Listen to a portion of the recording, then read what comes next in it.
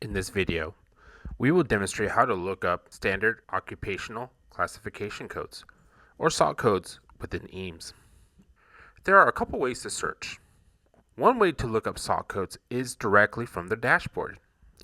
You don't need to have your account in context. Select the link for the SOC code lookup within the EAMS information section. When the pop-up appears, you can enter either the SOC code or your employee's job title or occupation to search. If no matches are found, the system will display a message indicating that no results were found. When results are available, only 10 will show up at a time. And if there are more than 10, you can use the arrows to scroll through the additional options. Select the Close button to exit. You can also search for SOC codes while you're filing your report. Select the magnifying glass icon and type your employee's primary title or occupation.